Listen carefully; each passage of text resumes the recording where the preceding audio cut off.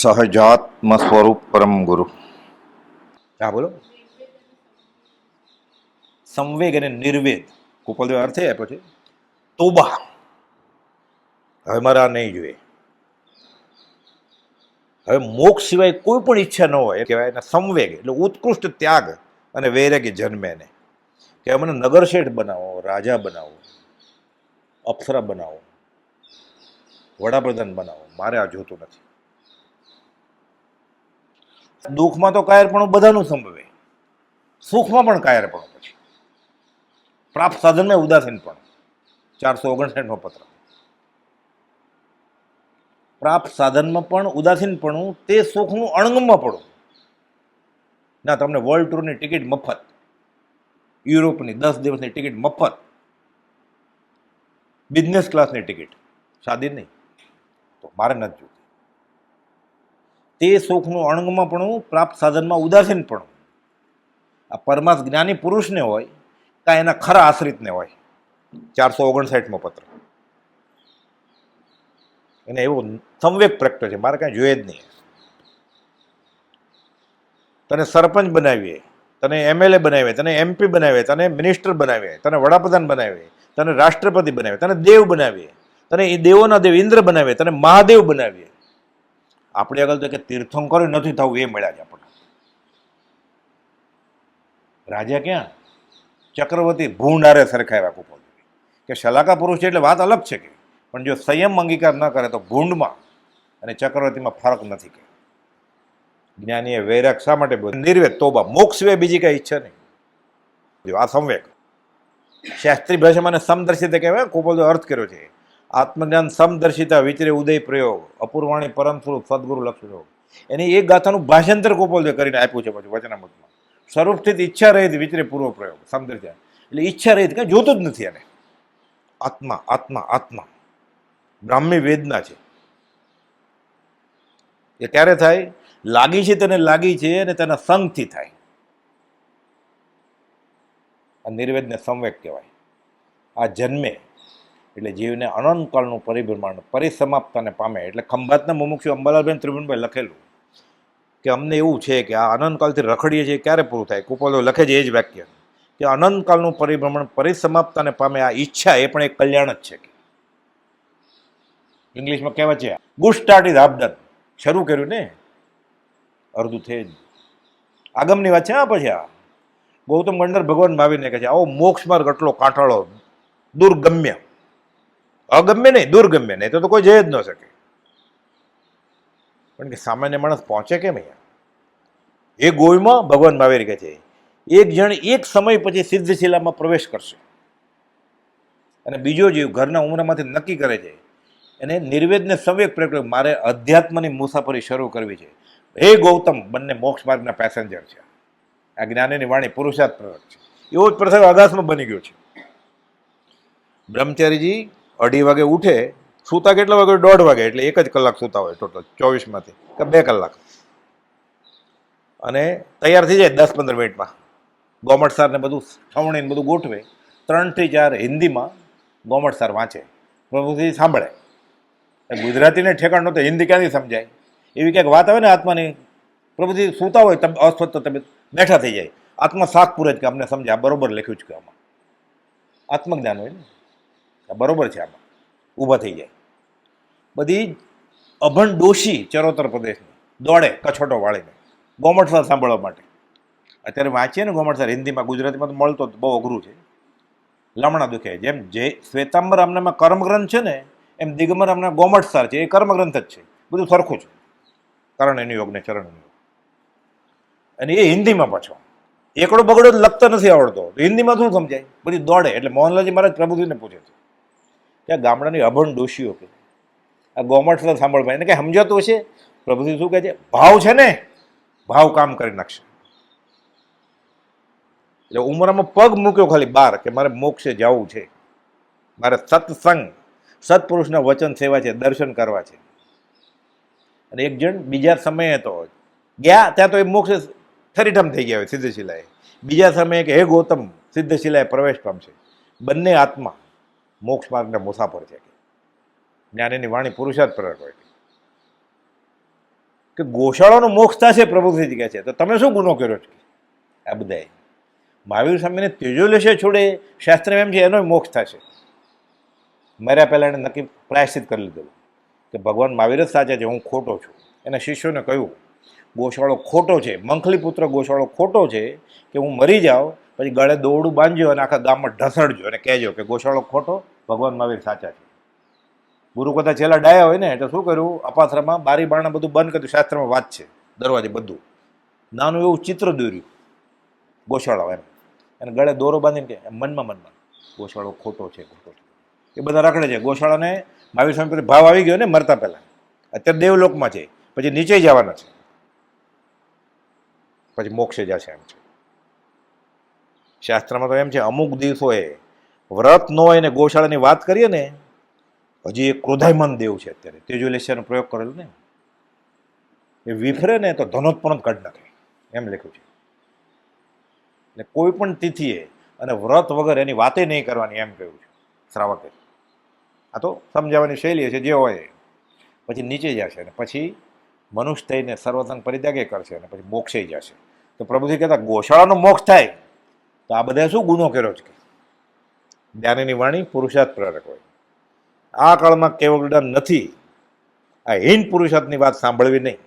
આગળ કોપાદુ લખે છે 703 પાના ઉપર, 720 પાના ઉપર, કે આ કાળમાં મોક્ષ નથી, કેવળ નથી. આ વાત સાંભળવી નહીં. આ અજ્ઞાનીની વાણી છે. હવે કોઈ કહેતો આ કાળ મોક્ષ નથી, આ અજ્ઞાનીની વાણી છે, મને કોપાદુ નહીં સાંભળવાનું. મારે સંભળાય, મારે બેસાય ત્યાં, એટલે હું આજ્ઞામાં નથી કોપાદુ. આ કાળે કેવું જ્ઞાન નથી, આ અજ્ઞાનની વાણી છે, સાંભળવાની નહીં. કોપાલતુની આજ્ઞા છે મને. એટલે ધર્મના બે શબ્દો કાને પડે એટલે ગમે ત્યાં બેસી જવાનું નહીં. બ્રહ્મચર્યજી કહે છે 1000મા પત્રમાં, જૂની પત્ર સુધામાં, નવીમાં 1238, કે કુસંગનો વળગાડ વળગશે તમને.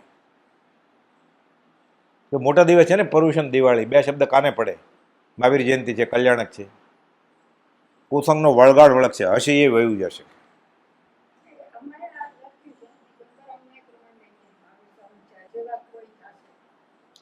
પ્રજ્ઞાબોધમાં બ્રહ્મચર્ય લખેલું છે, કાઢો પ્રજ્ઞાબોધ. લોકો અર્થ ખોટા કરે છે એના, એમાં નહીં. હા, એમાંથી પૂછવું હોય તો ભલે લઈ. હા, પ્રજ્ઞાબોધમાં મહાવીર દેવ.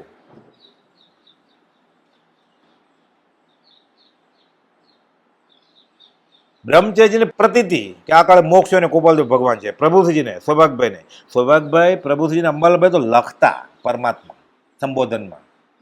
એ વર્તમાન મહાવીર અંબાલાલભાઈનો પત્ર છે સત્સંગ સંજીવનીમાં. તમારા ચરમ શરીરની હું આરોગ્યતા ઈચ્છું છું. આ કાળે ચરમ શરીર હોય એ આગમની પાઠશાળા ચલાવતા, એ કે હોય, આ કે નહીં. આ ક્યાંક ઉડતા કાગળિયા વાંચ્યા હોય છે, ક્યાંક સાંભળ્યા હોય છે ને કુસંગના યોગે. એ સંઘના યોગે ભૂલે છે.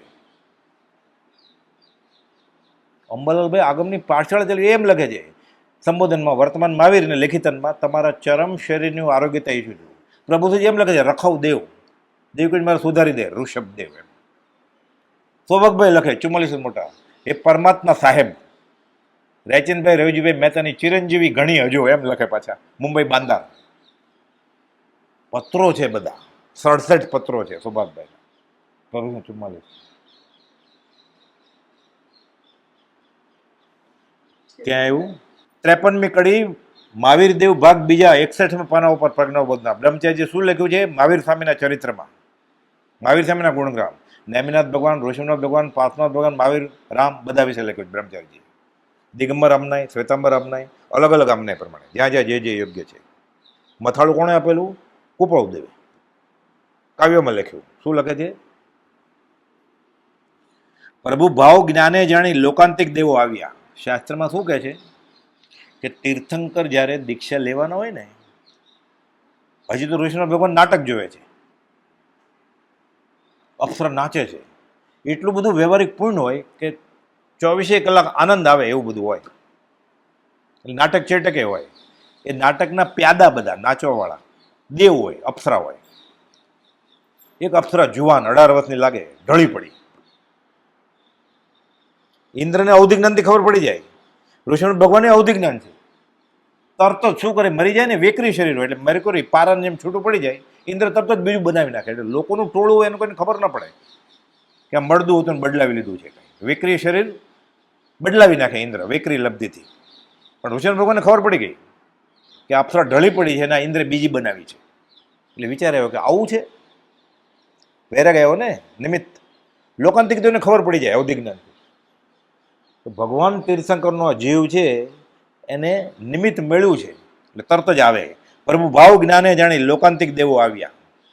9 દેવો આવે સાથે, બધા નામ છે આ શાસ્ત્રમાં કોણ કોણે. લોકાંતિક ક્યાં છે?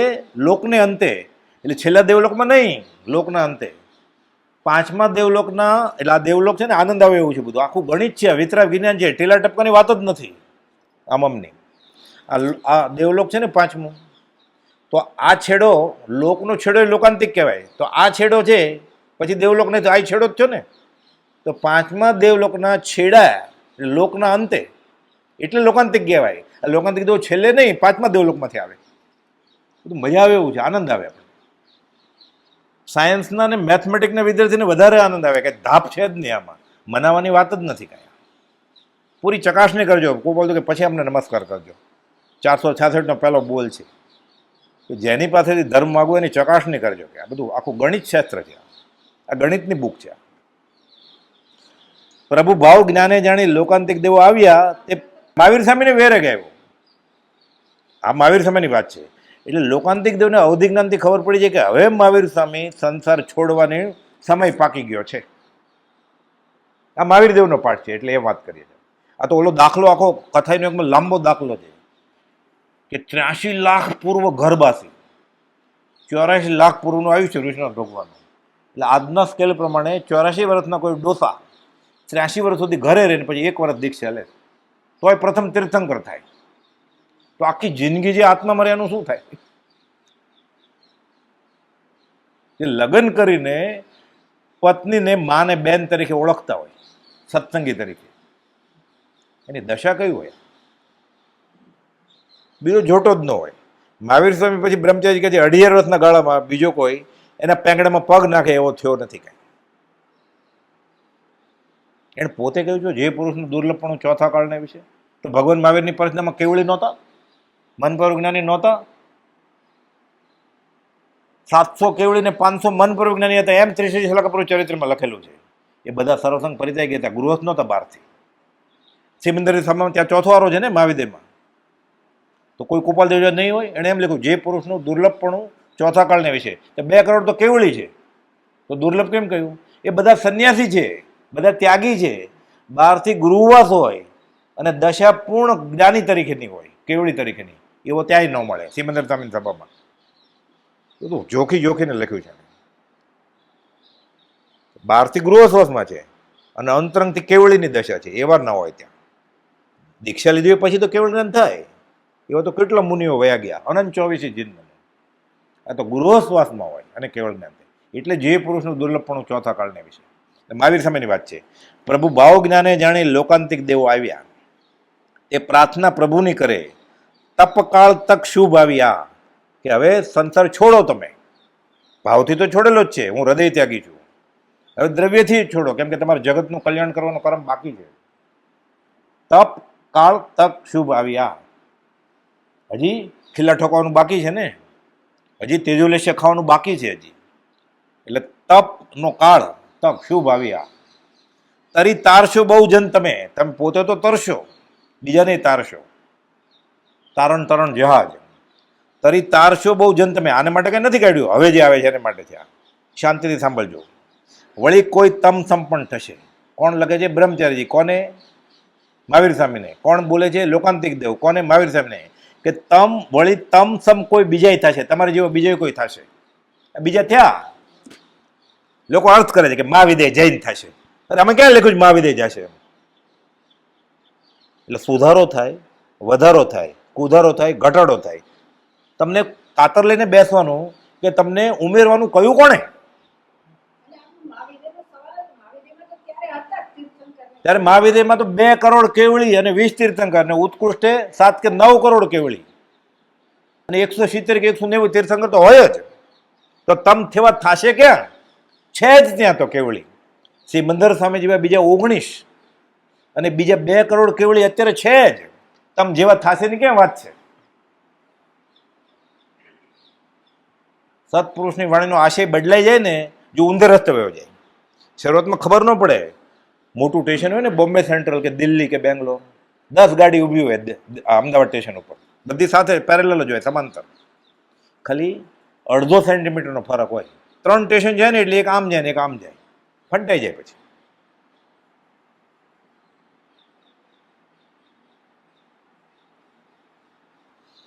તરી તારશો બહુ જન તમે, બ્રહ્મચારી કહે છે. કોણ? લોકાંતિક દેવ કહે છે ભગવાનમાં આવીને, વળી કોઈ તમ સમ પણ થશે ના, આ કાળે નથી. બ્રહ્મચારી ભૂલી ગયા છે ને આ લખતા. વાણીઓ તો મહાવિદે મોકલે, લુહાર સુથાર કડિયા કુંભાર, કે અમારા મહાવિદે છે જ નહીં, એટલે મોક્ષ જ ન થાય ને, રાગદ્વેષ વ્યાય જાય તોય. અને કુપલ મારો ધર્મ એ છે કે રાગદ્વેષ જ્યાં ત્યાંથી રાગદ્વેષ રહિત થવું મારો ધર્મ છે. વચનામું 37. ના, અટક બદલો, પ્રાંચાલ નહીં ચાલે, શાહ કરો. સોની અટક છે ને, મહેતા કરો,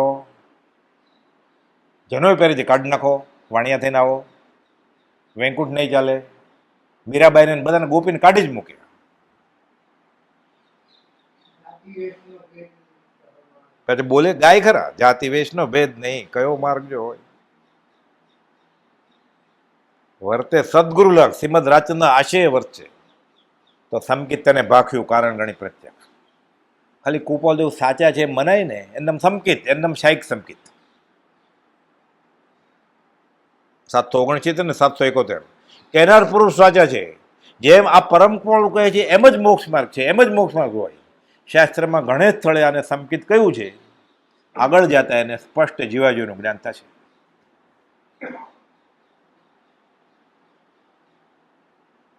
ફરી વાર મને બહુ મજા આવે, આમાં આનંદ આવે. પ્રભુ ભાવ જ્ઞાને જાણી લોકાંતિક દેવો આવ્યા, તે પ્રાર્થના પ્રભુને કરે તપ કાળ તક શુભ આવ્યા. તરી તારશો બહુ જન તમે, વળી કોઈ તમ સમ પણ થશે. મહાવીર સામે લોકાંતિક દેવોને શા માટે કહેવું પડે કે તમારા જેવા બહુ કીજે થશે? ખબર હતી કે શ્રીમદ રાજેન્દ્ર થવાના છે. મહાવીર સામે નહીં ખબર હોય કે મારી જેવા બીજા થશે? એને તો પઢાવીને મોકલેલા અહીંયા કે હું જાઉં છું, તું જા. બોધ આપતા હતા કે 5મા આરાના જીવો અનાથ હશે, કોઈ માથે હશે નહીં. આવી દુર્દશા. કેવો હશે વિતરાગનો ધર્મ? ગલીએ ગલીએ છાણીથી છળાશે. તો કોઈ નહીં હોય, બધા અનાથ. વિચાર આવ્યો, હું જાઉં તો લઘુશંકા જેટલો પ્રમાદ થયો. આ બાજુ બોધની ધારા ચાલતી હતી મહાવીર સામેના, આ બાજુ વૈરાગની ધારા ચાલતી હતી, નિર્વેદ ને સંવેગ હારે જ વયા જવાના હતા. પણ ના ના, હું જાઉં તો બંધ પડી ગયો. આ સવિજી કરું શાસન રથી કે ત્રીજે ભવે થાય એવું જરૂરી નથી. સામાન્ય રીતે ત્રીજે ભવે થાય. એમ કેમ કે આયુષ્યનું બંધ 2/3 હોય ત્યારે પડે, કે બધાને એવું ન હોય. છેલ્લે અંતર્મુખ બાકી હોય ત્યારે પડે. બધું લખેલું છે શાસ્ત્રમાં, દિગંબર અને શ્વેતાંબર બધામાં. ગૌમઠસરમાં છે અને કર્મગ્રંથમાં છે કે બધાને કાંઈ 2/3 આયુષ્ય બંધ પડી જાય એવું જરૂરી નથી કાંઈ. અરે એમાં બદલે એમે છે એવું વાંચેલું છે. અરે ધવલામાં નિકાચિત કર્મ બદલે જ્ઞાનીની ભક્તિથી એમ લખ્યું છે. આપણે તો હરભાઈ નાડું પકડાઈ ગયું એટલે છૂટે જ નહીં. તો તારું તો બદલવાનું જ નથી કાંઈ. એટલે કહે છે તપ કાળ તક શુભ આવ્યા, તરી તારશો બહુ જન તમે.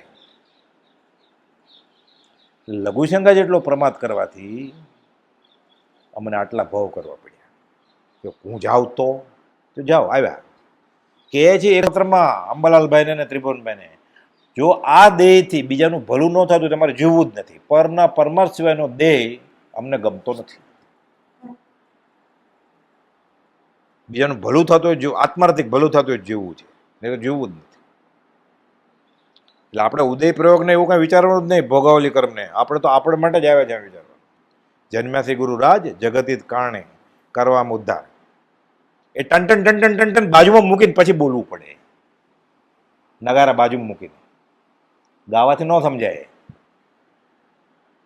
કે પાણીની ધારાવડી, કાચા પાણીની ધારાવડી મનાય છે. બ્રહ્મચારી ના પાડે છે કે જે શ્રાવક ઉકાળેલું પાણી પીતો હોય અને તીર્થંકરનું સ્નાત્ર કાચા પાણીથી કરવાની મનાય છે. આ મહાવીર છે, બીજો આ આગમ છે. બ્રહ્મચારી લખેલું છે. કોણ માને છે બ્રહ્મચારીજીને, પ્રભુશ્રીજીને? કોણ માને છે ગોપાલોને? કોણ માને છે મહાવીરને? તપ કાળ તક શુભ આવ્યા, તરી તારશો બહુજન તમે વળી, કોઈ તમ સંપન્ન થશે, તપ આદરી સંકિત મોક્ષે માં ભાગે જશે. તપ આદરશે આ, આંખ પાસે જમીનની રેતી ઉચકાવશે, એક હાથે મહાભીમણ સમુદ્ર તરશે, માથું ધડ ઉપર ન રહે એવી દશા, તો એ સમાધિમાં રહેશે. 324મો પત્ર છે, 4 લીટીનો.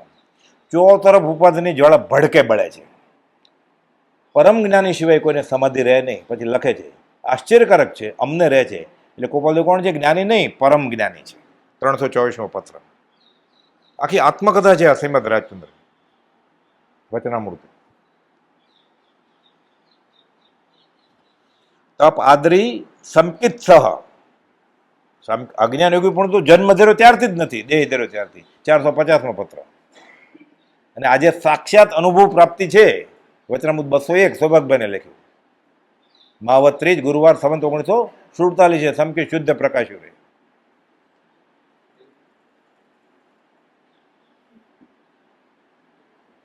આજે સાક્ષાત અનુભવ પ્રાપ્તિ છે.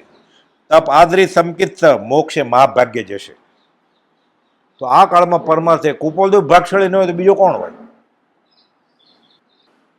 સહજાત્મ સ્વરૂપ પરમ ગુરુ.